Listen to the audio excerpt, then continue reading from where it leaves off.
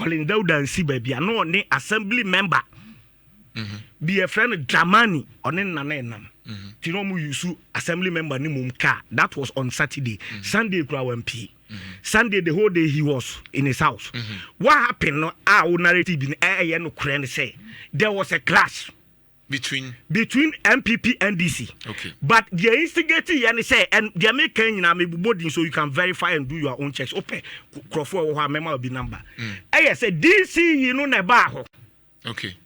Oba kukum. Time on your registration or con monitoring. And what them Mrantia be asked almost share uniform to say the omoye approach for an soldier phone. And on no buy a way or con just Amrantia no ho. And Amrantia started or move show power. I had to say, yeah, man for free. Kill him to say, yeah, course to MC. Nana, dear, Ama, I say, we may passionate in say. Okay, I say, even time area registration in 2020. Yeah. There were reports say, one or more. Voter region. Any one no more bia side hono Oko Ahmed constituency wa. Na suggest me kill no ho na suggest na mu. Obusa bonju na ajiso bonju kra na you afrim say we Cote Voter region the same thing was going on. Ye can French now ye and one year you free line. Me ye show so producer betimi a check it. Ye ba be 2024 election way. Ben me sro ko Facebook na check it. All of a sudden, oba be create Facebook page bi o ma to ni din Transvoter Togoland. At the onset year 2020, no the issue of Transvoter Togoland by some Crawford separatist group and the military go good border and so. The same thing only last week, yeah, Nana. Omako creative Facebook page said Transvoter Togoland, Nana. And master today, Omo flag about creating an impression and clearly this Akwalana Beka was away national security in a Sadian. I don't think I two about ya. Not Transvoter Togoland issue Akwakoda and the Papa Viwawu. Papa Viawu, someone you. Now you have a 2024. Masters for Kwambi so say more revive this issue about Mr. Facebook only last week. And no matter that at the flag be above creating an impression said there is another separatist group coming from the voter region just to set the grounds to deploy military. The police should also be professional. Should you see where just why I can once a year? Where you me Asafo Agyei, even if I apply to be a presiding officer today, not by name. If for now to recognize me, okay, say me co interview no mumia. Omunyimi film. Then let's be fair. Yeah. Omunyimi film. But if you have the Electoral Commission recruit the special assistant of Kumawu MP, Asafo Agyei me name to be a presiding officer or a youth organizer. Yes. Or a youth organizer or Kumawu police station. Kumawu or no a presiding officer where he. Also train. Yet to buy just by election ya. Now EC presiding officer, non-politician, non-MPP executive, special assistant Asafo Agyei to Kumawu MP. He was a presiding officer. Now NDC for Yesua. Now Mukaya Kasabwa say Yema Eya. Now the one I call Pokasa. I was to answer now to trust and money to say MPP NDC. Bibianco Papa. Papa and your credit. Nana, how can an EC chairperson just use a press conference to change the laws of our land? Hey, no, now you have got to bar. Now EC chairperson, I bet now. You see, I your my papa beer. You see fairness here, Juma. Fairness here, Juma. Nana, ka omami we what you sir. We bet now press conference. I assembly election. You so indelible ink. Is that how we run elections? When the CI does not support it, you are you. The BCSC after the what's the invention? Is that how? I dear bet me didn't talk. Even I make a throne. Never me didn't talk about. Simple calculation of registration. Our mutual to figure 16 regions. May I show us a word?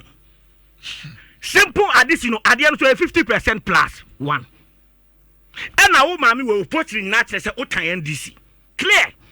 Otai NDC, I will give you the inside story of the area Metununu ne Pesa White. A sorry free EC strong Nuha or declare election. Memang and no about. So woman no has not been fair. Share Ayawaso.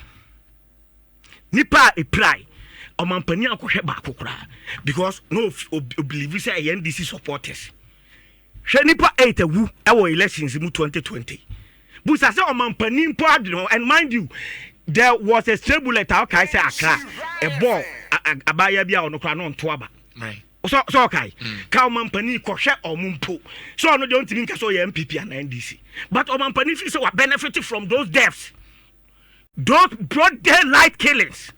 So who mampani bi to say Akufo-Addo nadwene nya patriotism to say the wodo man Ghana wakwan wabla wabodi say nyina fu white no ono de say be ya MPP be wo no ma wies ka na wodwene a nana election when you election obetimi akom say ukwa play diplomacy minim say dem make what masia and police for also over the years whether NDM no ya whether MPP NDC amunya professional Nana, when was the last time I who say you recruit police? I publish it. When was the last time? It's been going on. Poyando muna di protocol niko. Trotro Dino on the office. Messi what? It's going on in their constituency offices. You want to have 4 over to say on my enlistment. Mebwa. And Yamina Mekon, COP Brighto Dro, former CID boss. Sat on UTV and says can and now reduce the professionalism level and the ethics. I also and I'm not tuna de Jemu Ghana police COP Brighto Dro my body. Now no unti in sama ekoso. And I'll show you some videos. And almost you will come out. 30 days no more Ryan. Ama way Akufo-Addo no ma waje. Target 3 no. Yet one at a Tiwa Betina why a press conference joy Mona Mofai. Oh, we know where the girls are. There is no panic. Come and to me, you know, Makasa. Okay, joy for Modi Baku be club buyer or the tablet. They said you are on him Kolani video call. Tiwa has been rewarded. And now na Yoko boss. Abaya, ye kidnapping kola, omsi nimba bi omo obesini ye hun kola ne kasem. And you think that abaya way adwen papa bi woni tirima ne ko election a also okokoye fair and intina based on sa ne wa aka ni nyina intina eyam say simple registration kra na obi ndi 18 ayam for so man ndi 18 both sides na making this anto kwan beba. So are we saying say intumi do level obi akoto ne de na everything is okay? What's the difficulty? We should get to that level but mama nche wade bi as we speak yendru ho and ade ba kwa me person na me twen wa bi nsi so say election no enya event o a process. So if you have a biased electoral commission like we have today and like Charlotte say was biased towards no you have the first time they been see that AC just say yeah Charlotte say on fair grounds Afarijan on fair grounds. Afarijan was appointed by Chama Rawlings.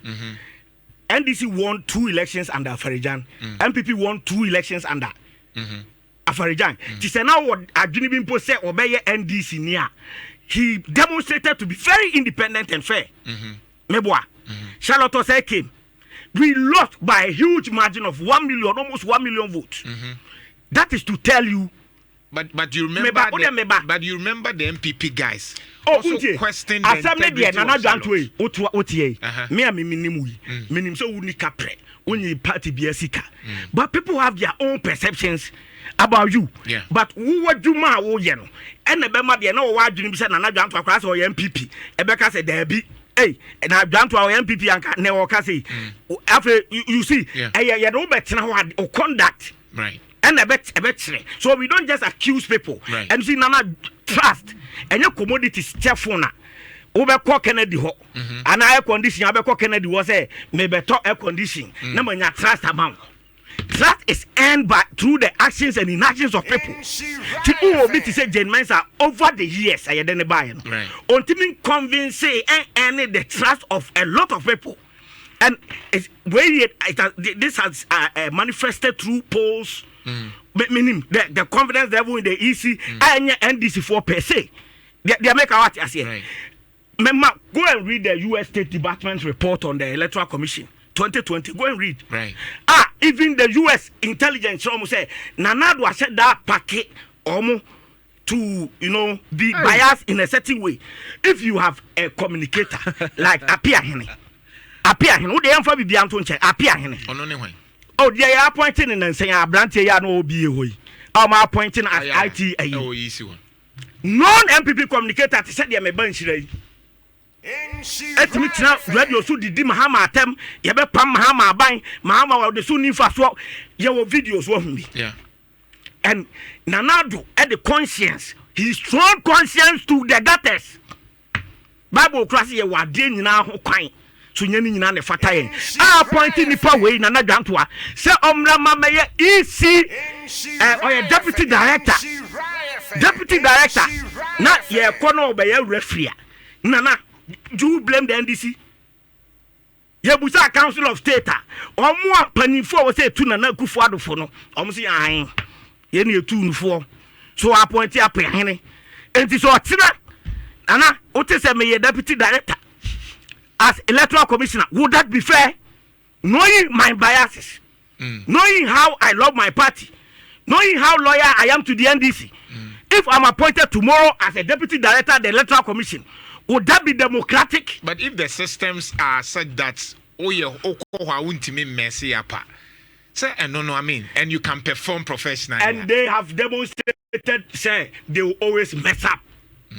Even with the current ongoing registration, say you be use mra. On say Ghana no, ye de mra na appointed. The same mra no, and ye de be den, ye de be yi no. Minim so what ma say a. Ultimi nka say o ba be di o mampani. Na obia keke o ba ya o be use arbitrariness na me hwe dwanto anim me ho nya me fe mayi no. But what I say, but if say public, to say mo demonstrate say it's time to sanitize the EC. Whether he was appointed legally or illegally, no, just sanitize the EC, no, and to move Ghana for a modi to me na ma buy no. Mo say appear hene or what demonstrate so a political, you know. Moka na petition ba, the president will act on it. There is another maybe legal procedures I bet me so fast to activate. Why? When they wanted to remove Charlotte, amu yusu procurement breaches, and I'm sure a lot of procurement breaches are happening. Some run at the nearby. Tim Rana, the neighbor, where you soon, MPI are appointed as NIB. MPO Bernard for the first time. What's a candidate for MP? And I make a parliamentary candidate, partisan person to come and manage NIB. It is Johnson and Sedunkatia. And I'm Hammer. A announcement back per se. And this is for you be any free NIB. Just because of that appointment, what happens to the bank? And I will be to say, there were 6 million supporters. If we decide, say, yeah, the number of MPP Nina now, so we are not going to save at the bank. Won't the bank collapse? True. Tinam say, you are doing now. Why? You can have your perception, say, even the Bank of Ghana governor may be sympathetic to the MPP, but you have evidence, you go explain tire. They make a there are a lot of people on many appointment. Now no crana mu say ya can say you are right. Kwabna Eboa is on the airport board. Me me who that. But who evidence say Kwabna Eboa MPP ni, you go explain tire. Yeah. Meaning that and they were conducting publicly no on show open biases. Okay. But people who have problem with Paul Adomochiri. Okay. Because of the open biases. I don't know if you get my point.